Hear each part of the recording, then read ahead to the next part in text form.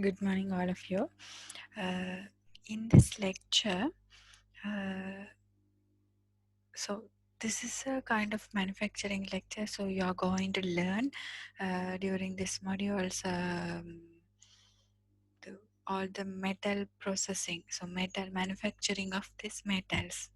What are them? Heat treatment process and casting process, cutting process. All those things you will learn during this course module. But before that, you have to learn about what is metal. What are the steel? So how you can classify the engineering metals. So these things briefly you have to learn before you're going to the processes, manufacturing processes, right? So in this lecture, we will discuss about metals in engineering. What are the metals mostly used in the manufacturing process or the engineering processes, right? So these are the outlines. First of all, you will learn about ferrous metals, and then uh, what are the ferrous metals, available properties of them, and then where you can use them, right? Okay, this is engineering metals. How you can classify these engineering metals, that's the first thing. So before that, so normally what the people are doing in the manufacturing workshop or the engineering workshop to produce something, a product or any things, they have at first they have to have materials, that mean raw materials. So that is called uh, engineering materials. So they have to have raw materials, and then they have to do some process. Using that process only, they are converting that engineering materials or the raw materials to the final product, right? So so in this process is called manufacturing process. So normally manufacturing process will be, or the manufacturing process is held in between the raw materials and the final product. So using this manufacturing process only, there are different types of process available. So using these processes, you are converting this raw material into your product or the final thing, right? And then, so these engineering materials have different properties. They have own properties. So they may have mechanical properties or the thermal properties, electrical properties, chemical properties. Likewise, they have a lot of properties, right? So if you want to sell, if you want to produce one product, then you have to decide which raw material you have to use to produce the product. Then how you can decide the raw material for suitable that product, you have to select using these properties, right? So if it's a just think about the hopper wires. So normally you are using that wires for your electrical circuits or in your home wiring system. Okay, so you are producing that product. Then what you need to consider, it should have particular thermal properties and electrical properties should be important, right? So according to the properties, you have to select the raw material to produce your desired product, right? Then, okay, this one, engineering materials classification. That means how the engineering materials are classified. So first, engineering materials is there. How you can classify them? You can classify it to two different categories. One is metallic category, other one is not metallic category. Okay, so metallic category means, so under this category all are metals, and second categories are non-metals, right? So metallic, just now consider this metallic characteristics or the metallic materials. Then you can classify them further into two categories: ferrous materials and the non-ferrous materials, right? Ferrous materials mean they have iron as a main component, but in this category they don't have iron as a compound, right? Component. So then those materials who have the iron as a compound is called as ferrous materials, right? Then you can further classify it into two category, two section. One is steels, other one is cast iron. Then steels are plain carbon alloy. So likewise you can classify this ferrous material. So non-ferrous material means they don't have iron as a component. So these are the non-ferrous materials. Okay. In the other section, non-metallic materials, then that means they are not metals. So you can classify them as a two category: organic and inorganic. Organics are comes under here, like plastic, wood, paper. So those are the organic materials. Inorganic materials means ceramic, cement, minerals. So these are comes under the inorganic material. So if I ask in the question, so how engineering materials are classified, then you have to give the explanation or this diagram to that question. Okay. Okay. Next one, steel. Sorry, ferrous metal. So in this category, first engineering materials, then metallic, non-metallic, and the metallic, ferrous and non-ferrous. So first we will discuss about the ferrous metal.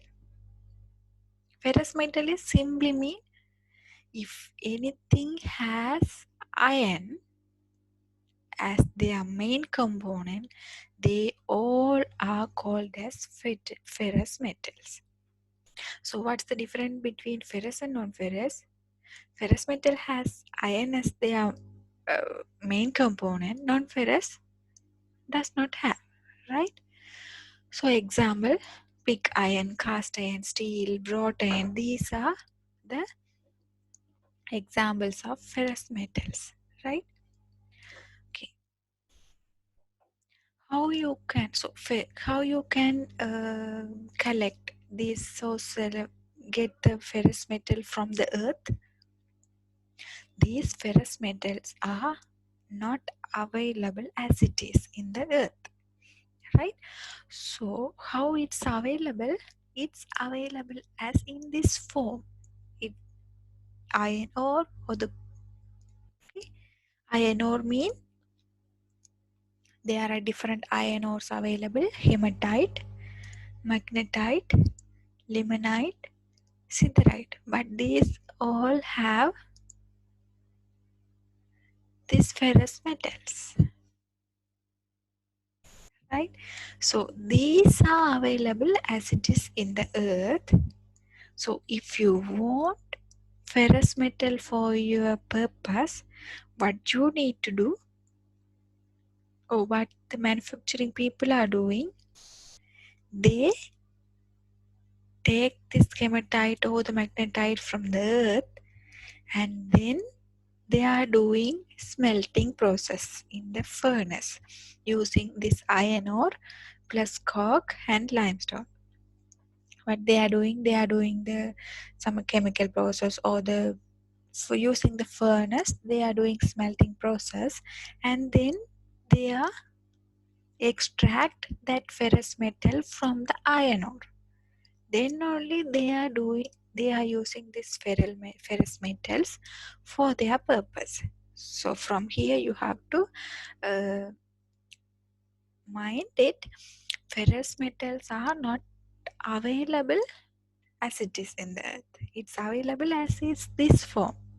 So another question, what's the difference between ferrous metals and the non-ferrous metals, or the how you can differentiate ferrous metal and non-ferrous metal? That's one question, right?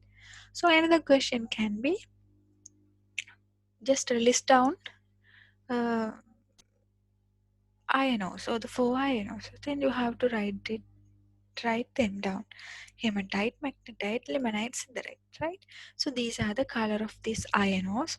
So this one explains about amount of percentage of iron available in this iron ore, right? So here, just if I say 70 percentage of iron available in this iron ore, but when you consider the siderite, it has only 48 percentage of iron, right?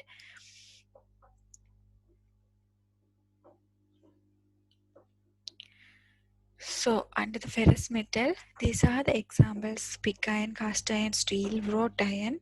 So here, pig iron. Pig iron means how you can obtain, you have to smelt the iron ores, right? Because iron ore is the one available in the earth. So using this iron ore, you have to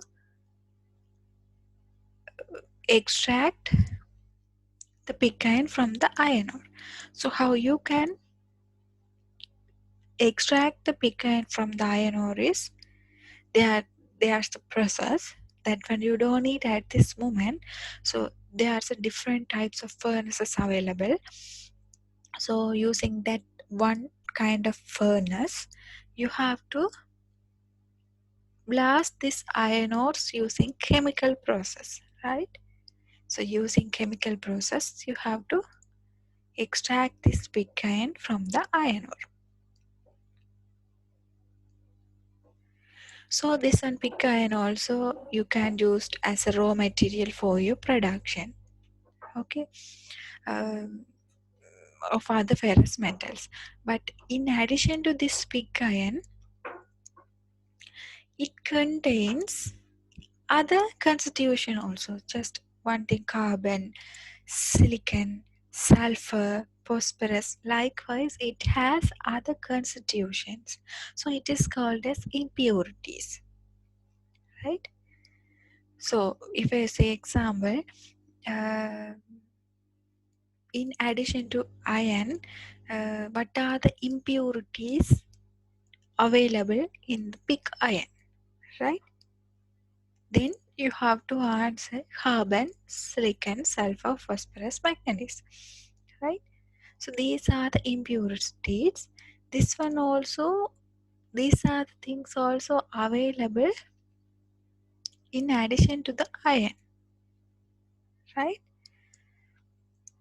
Then other thing, you can classify, can be classified into three, right? How you can classify this pig iron? Because this pig iron has a constitution of the impurities. So one thing is carbon. Using this percentage amount of carbon, you can classify this pig iron into grey pig iron, white pig iron, mottled pig iron, right? So these three pig iron have different carbon percentage. According to the amount of carbon available in the pig iron, you can classify it into grey pig iron, white pig iron, mottled pig iron. Okay, so another question can be, what are the types of pig iron available? Or how you can classify the pig iron? One thing, grey pig iron, white pig iron, mottled pig iron. So another thing is, how you can classify pig iron as a grey, white, mottled. Then according to the amount of carbon available in the pig iron, right? Second one, cast iron. Cast iron is, it is an alloy of iron. Alloy of iron mean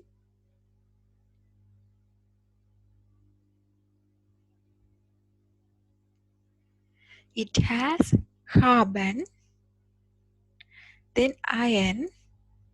Other than that, it has impurities. What are them?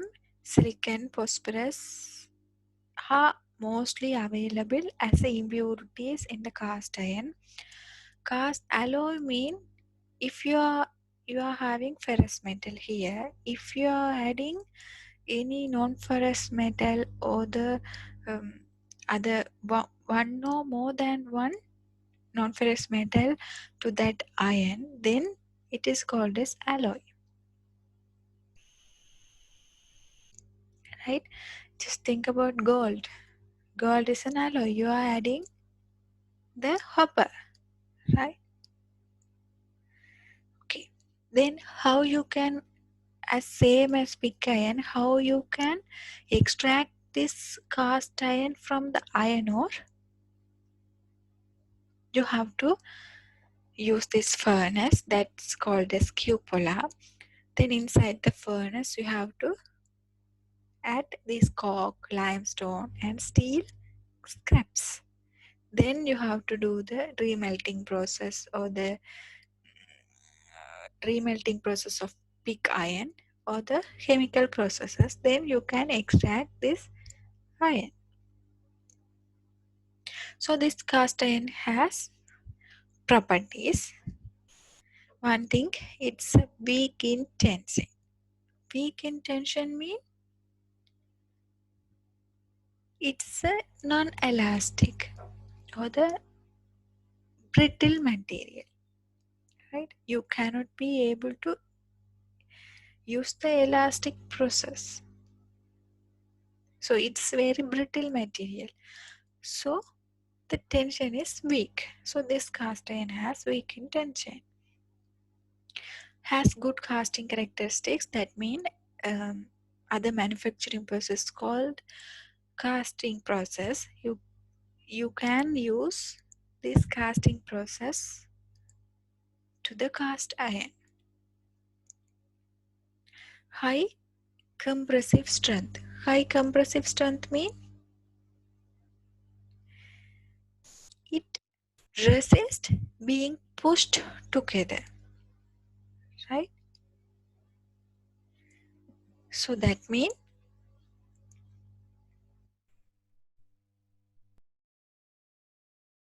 so it means compressive strength means it resists being pushed together. So then it has high wear resistance. So these words compressive strength, casting characteristic, tension, brittle material, machinability. So these 5 terms you have to have in mind, and then you have to add high, low these words, and then for each and every metals. These 5 is casting characteristic, machinability, weldability, brittle material, wear resistant. These are the 5 things commonly available. Then according to the metal, you have, if we ask properties of cast iron or properties of other iron, then you have to write each. Low weak intention or the high weak intention. Likewise, so that's easy for your studies, right? So wear resistance mean if this cast iron has high wear resistance, so that means this cast iron is not easily damaged by friction or any use, right? So high wear resistant means this cast iron is not easily damaged by friction, right, or the use. So wear resistant means damaged by the friction or use, right? If it's a high wear resistant mean it is not easily damaged by friction or use.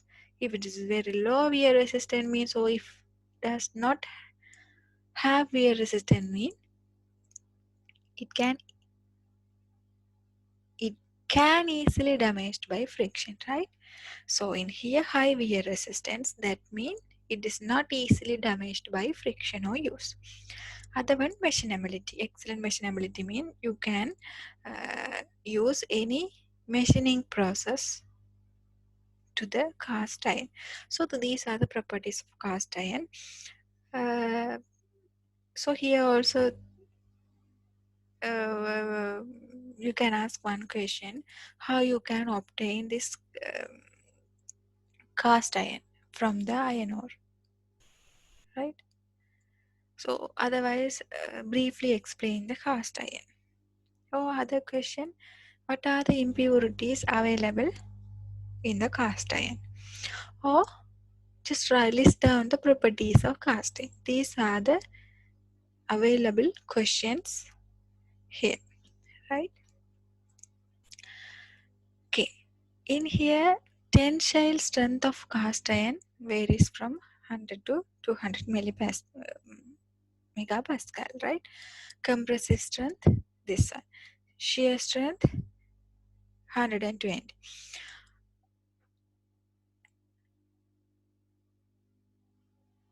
So this cast iron, you can classify this cast iron into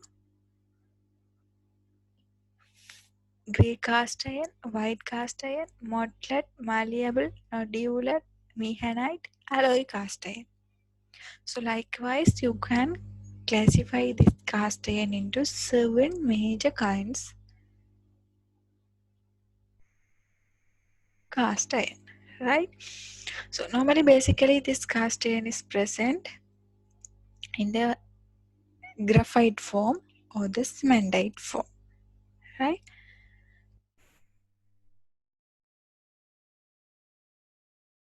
So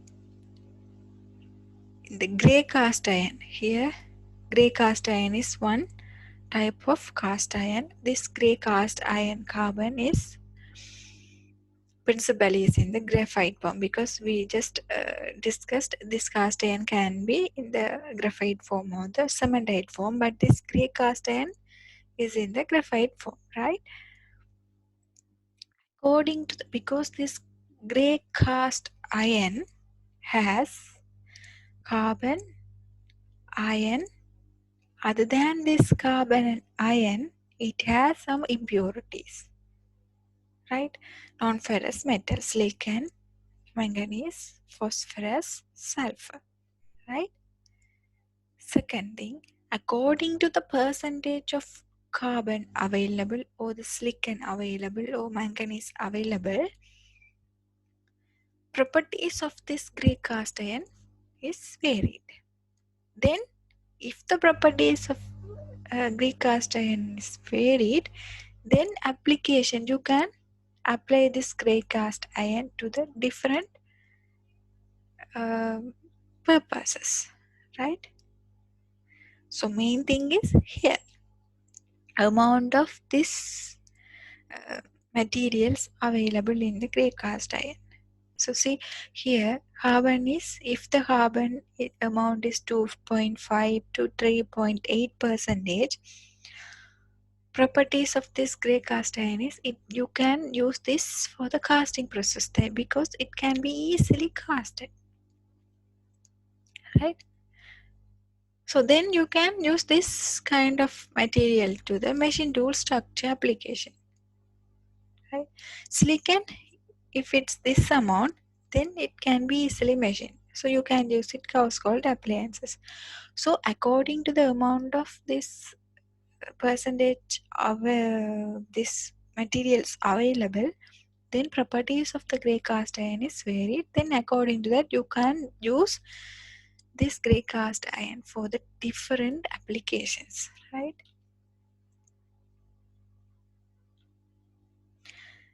Second one, this is white cast iron. White cast iron means grey cast iron in the graphite form, white cast iron in the cementite form. Here also it has this impurities plus carbon and iron, but percentage of this carbon is different from this one, right? So according to that, as I say earlier, properties properties are varied, and then you can use this for different applications, right? Okay, now the main or the important concept, steel. Steel also ferrous metal, right? Okay, what is steel?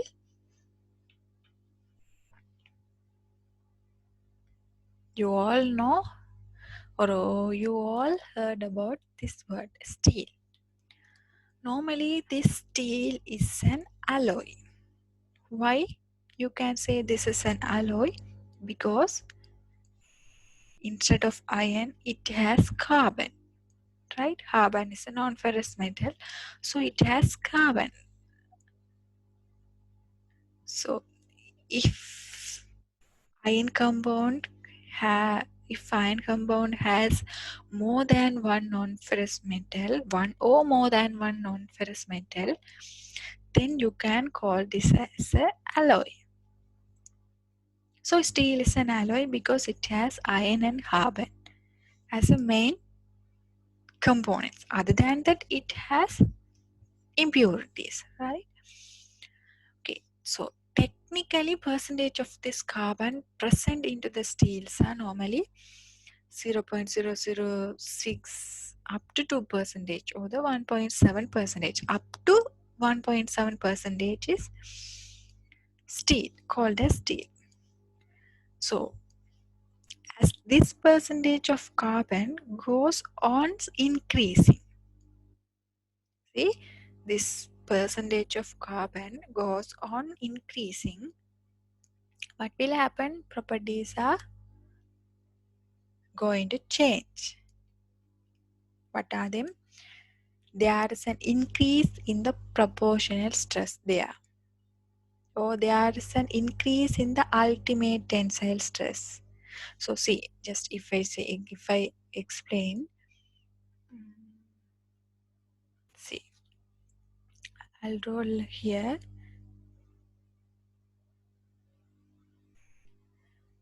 Just here, think about this y-axis is percentage of carbon. Okay, so here percentage of carbon is increasing, right? You are increasing the amount of carbon in the steel. Then what happened? What will happen to the properties of this steel? What will happen? Proportional stress will be increased. Ultimate tensile stress will be increased, or the hardness increased, wear resistance increased, resilience increased. Resilience means ability of the material to absorb energy. So when it is deformed elastically, right? So the resilience means what's the ability of material to absorb energy when it's deformed elastically, right? So this will be happen when you increase the carbon percentage. Okay, now what will happen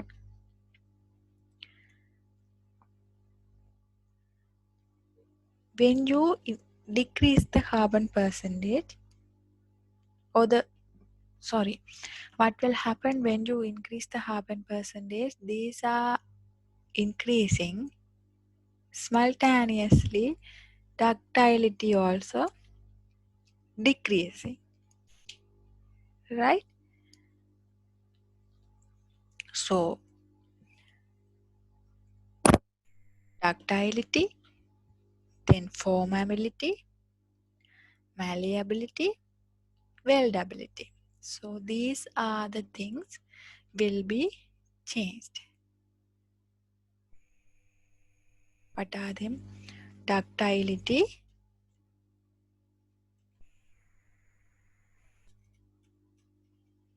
malleability, formability,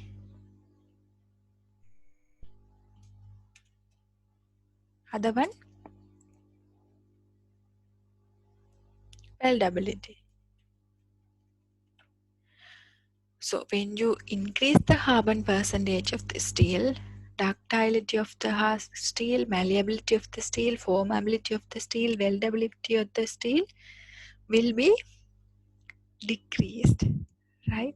So what are things will be increased?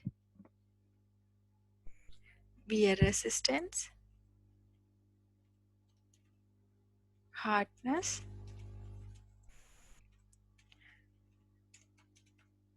resilience,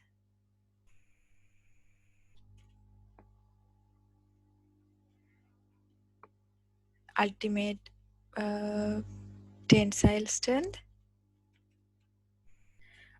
proportional stress, etc. Right? So these are things will be increased when you increase the percentage of carbon. Okay, ductility means, what do you mean by ductility is capacity to undergo a change of physical form without breaking, right? Ductile, so just this metal has this kind of ductility, so that means this metal has capacity to undergo a change of physical form, right? Change of physical form without breaking, right? Second one, malleability means it has capable of being shaped as by hammering or the pressing. So if you are doing hammering or if you are pressing, it has this kind of capable of being shaped. Right? So that is called as malleability. Formability is, as you know, weldability is also formability and weldability, you know the meaning. You can do the any forming process or you can do any welding processes. So these properties will be decreased when you increase the percentage of carbon. So these um, properties will be increased when you increase the percentage of carbon, right? Okay. So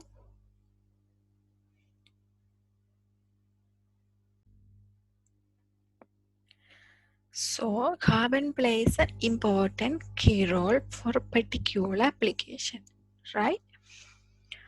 Also, amount of carbon changes, the mechanical properties of this particular steel also changes.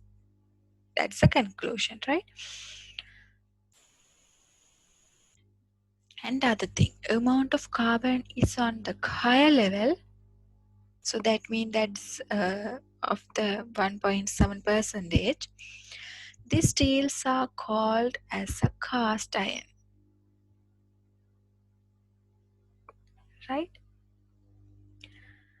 So at that particular points, carbon percentage is on 1.7 percentage. We can carry out only casting process, right? We cannot machine that particular part. We cannot do any kind of formability. We cannot do any kind of machinability. We cannot draw that particular steel into wires. Okay. So as a summary, this, if the steel contains maximum amount of carbon percentage 1.7, so it is called as a cast iron. So in that case, you can do it,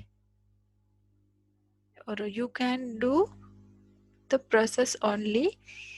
That process is called cast iron process. Sorry, casting process. You cannot do any machining process, or you cannot do any forming process. You cannot do that mean you cannot machine that particular part, or you cannot do any formability. You cannot do machinability. You, and importantly, you cannot draw that particular steel into wires, right? So this carbon plays important key role while selecting particular material for an application, right? So if you want to, as I said earlier, so you are decided for a particular application, then using the carbon percentage only you can select particular material, because the properties of that steel will be changed according to the availability of percentage of carbon, right?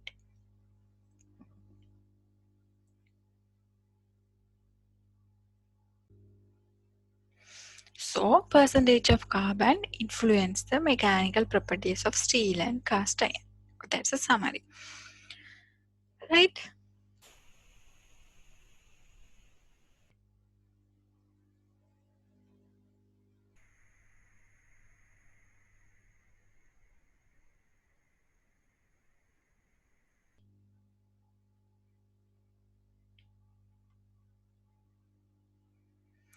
This one I already taught you. Steel has carbon and iron. Other than that, it has impurities. So what are the impurities available on steel? Silicon, sulfur, manganese, phosphorus, right? These are the non-ferrous metals. So these are what will happen if you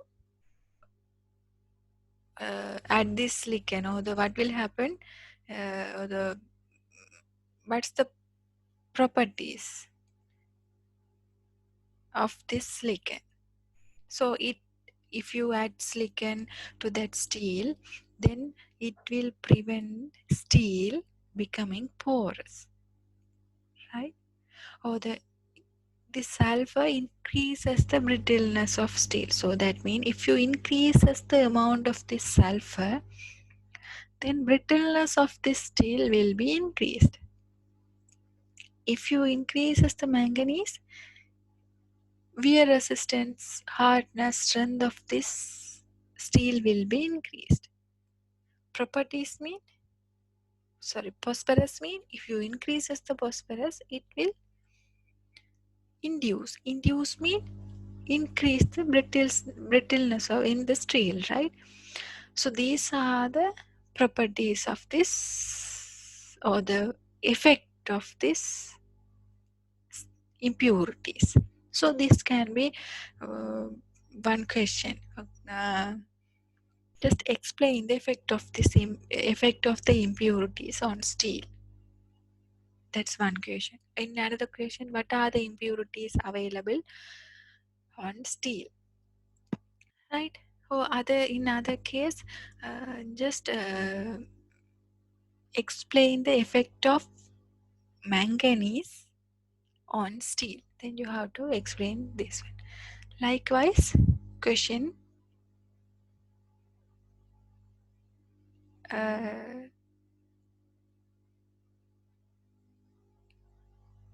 you can select lot of question using this effect of impurities on steel. So then again, you can classify the steel into further classification, that low carbon or the medium carbon, high carbon.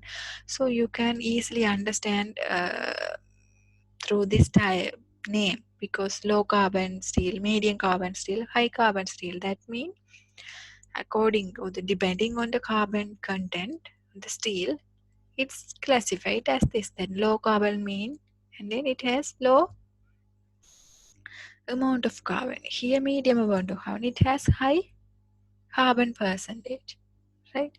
Very low amount dead carbon still. That means it's very minor percentage of carbon available, or you can consider as not available, right?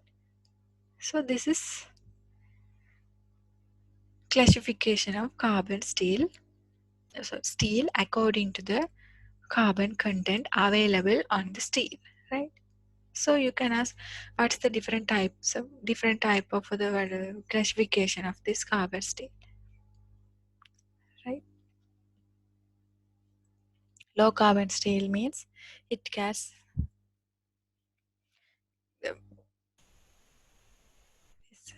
uh, amount of carbon or the chemical composition of this carbon is around this one, right? 0.15 to 0.45, right? So guys, this steel is, very soft, and it can show a good amount of percentage elongation, right? So that is deformation, right? It can show the physical properties like the ductility. It's having a good malleability, good toughness, right? So these steels are not suitable for the heat treatment process. So we'll discuss the heat treatment process later. So these steels are not suitable for heat treatment process. So we can do halt working. You cannot use it for the heat treatment process, but you can do it. You can do the halt working. So this steels having a comparatively less strength, right, as that of the medium and high carbon steel. So that means when you compare to the medium and high carbon steel, this steel, low carbon steel, has less strength, right? So these particular steels are suitable to manufacture the structural steel parts, right? So this application where you can mostly use this low carbon steel, you can use it to the structural steel parts. So this kind of steel can show good amount of weldability, so you can use it in the welding process, right? Then according to the carbon percentage, carbon amount of carbon available, you can applications will be varied. So if you have this percentage of carbon, then you can use this low carbon steel to this kind of application. Likewise, you can use it to this kind of applications, right? Then medium carbon steel means these steels are stronger than previous low carbon steel, right? So it can be heated to improve the strength. So normally why we are doing the heat treatment process to improve the properties of that particular metal, right? So you, in the case of low carbon steel, you cannot use the heat treatment process, only you can do the halt working. But in this case, medium carbon steel, it can be heat treated to improve the strength, right? Then as I said earlier, so this is properties of that, and then according to percentage of carbon, applications are different. So these are the applications where you can use this kind of medium carbon steel. Then high carbon steel mean percentage of carbon available is higher than when you compare to the low carbon and medium carbon steel. So these are the strongest and hardest of all carbon steels, right? So when you compare with the other two, it's the strongest and hardest one. So it's a heat treatable, so you can do the heat treatment process, but it difficult to machine. So machinability is less, right? So this is the high carbon steel, and these are the applications of this high carbon steel. Then alloy steel. Alloy steel means, as we discussed earlier, we are adding some alloy elements to the ordinary steel, right? That is called as alloy steel. Why we are adding these alloying elements to the ordinary steel? To improve the properties of that particular ordinary steel, right? So as an example, what are the alloying elements? Nickel, manganese, silicon, chromium, right?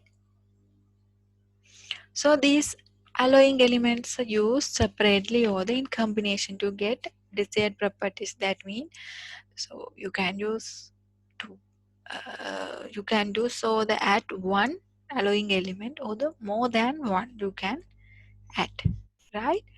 So each alloying elements improve the properties of such, so that toughness or the hardness messenability will be increased or the decrease according to the impurities or the alloying elements available to the ordinary steel, right? So then here, this is a, we just now discussed about the alloying elements. So then what will happen when you add these alloying elements to the ordinary steel? That means effect of these alloying elements in the steel, right? So these are the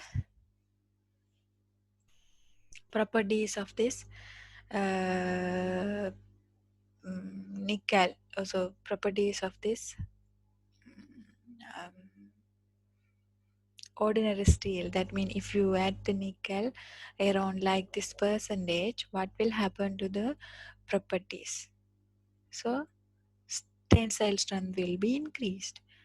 So likewise, these are the properties effect, that mean effect of the properties of this alloying elements, right? Then next one, this one also important one, stainless steel, right? So stainless steel means this one also alloy. Why? Steel is a metal, ferrous metal, so it has iron. And then alloy mean it has chromium and nickel as a alloy, as a component, right? So just if I explain this, see this y-axis is corrosion rate, right? Corrosion rate. So this one is percentage of chromium, right? Now we will increase the amount of chromium in the stainless steel. What will happen to the corrosion rate? It goes like this. Why? When you increase the percentage of chromium in this stainless steel, corrosion rate will be decreasing. Decreasing means this material will have the strongest resistance for the corrosion.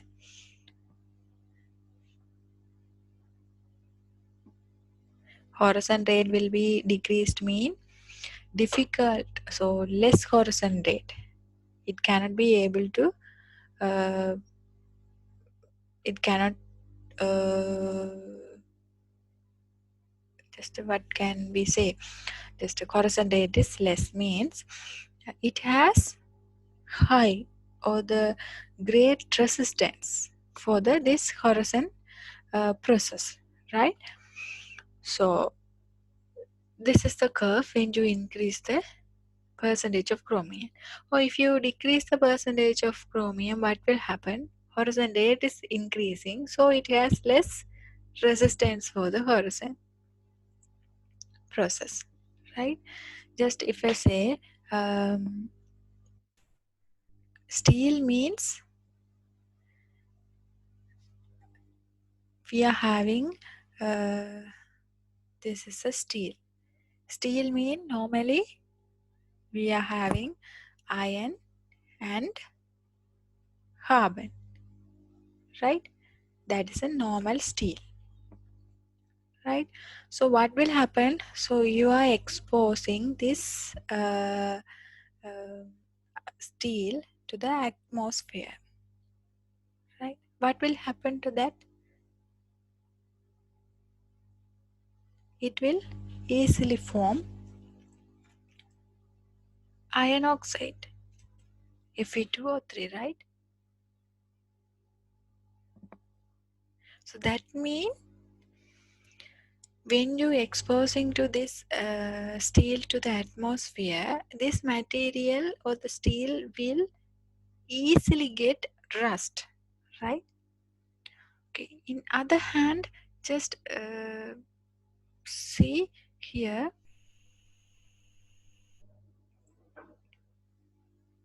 you are having steel here, so iron and carbon is available here,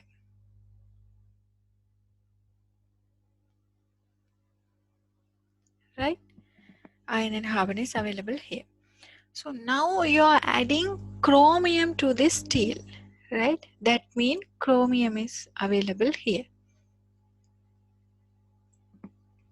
What will happen? Then now you are exposing this to the atmosphere. What will happen?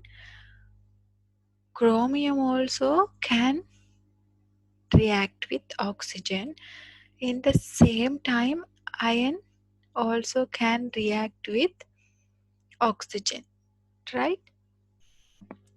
So in this case, this chromium and the iron are reacting with oxygen. This chromium and oxygen has strong reaction than the iron and oxygen. So that means this chromium and oxygen easily react with oxygen. So therefore it forms chromium oxide, right? That means it has faster reaction, so it easily forms. Therefore, this chromium oxide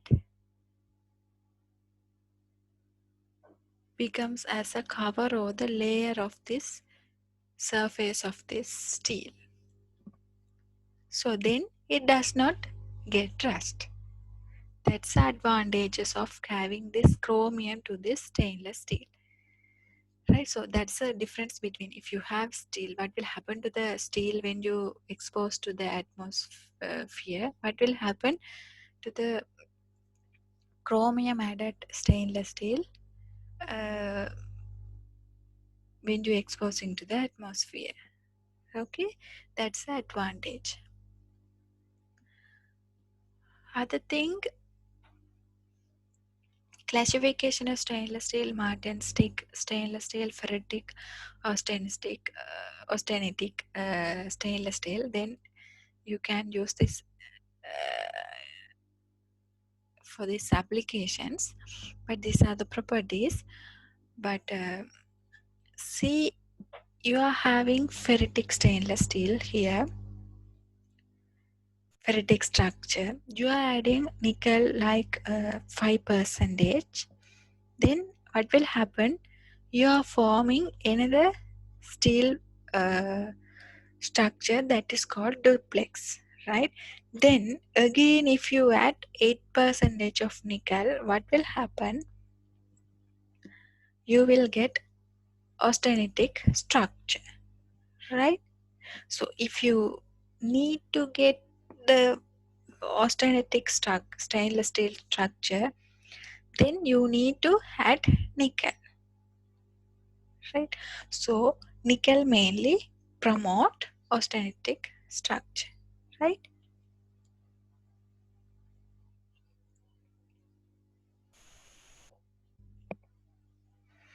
So here again you can classify this as a high speed steel, stainless steel. That mean why they named it as a high speed steel, because you can use this kind of steels for the cutting tools making. Okay, so this type of cutting tools, uh, quickly operates. That means it has high speed. So therefore this kind of steels called as high speed steel. And again, if you add one or more alloying elements or the non-ferrous metal like tungsten, chromium, or the vanadium, like that, then you can classify this high-speed steel into further, right? So like molybdenum, cobalt, vanadium. That means if you add molybdenum to the high-speed steel, then it is called as molybdenum-based high-speed steel. If you add cobalt to that steel, it is called as cobalt-based steel. If you add vanadium to that steel, it is called as vanadium high-speed steel. Then that particular adding elements have different properties. According to that, high-speed steel properties will be varied. So then again you can use these particular steels to the different applications, right? These are the applications. As example, vanadium high-speed steel you can use to make the tools for the machining materials, right?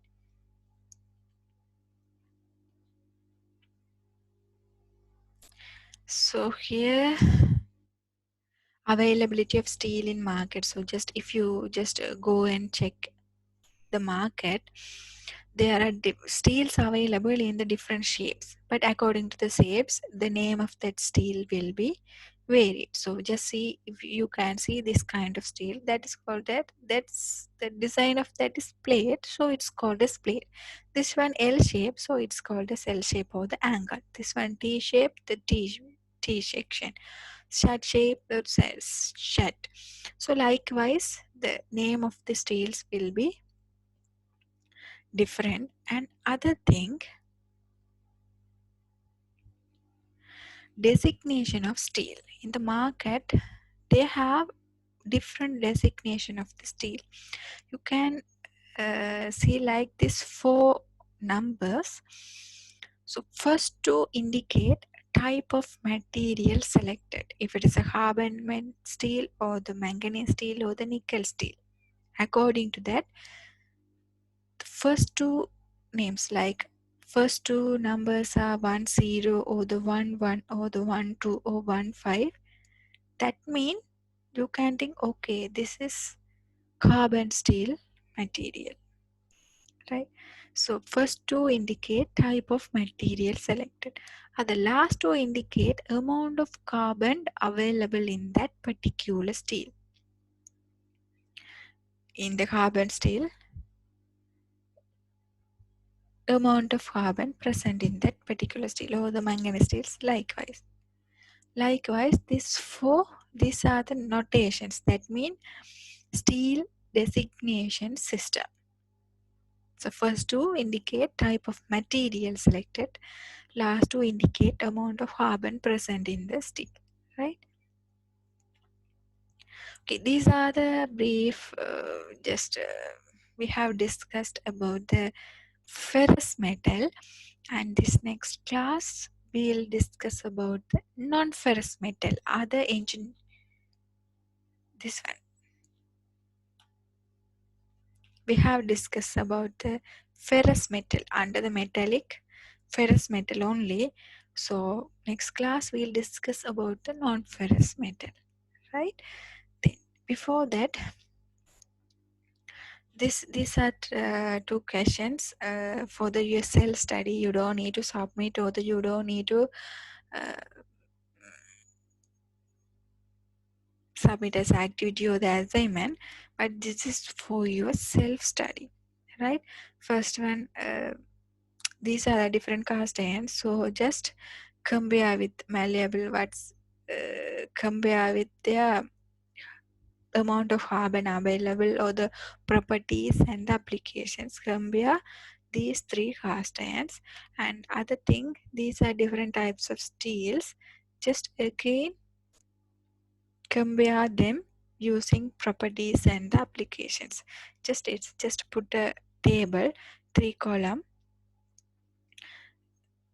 cast iron, malleable cast iron, ductile cast iron, broad cast iron, just like this.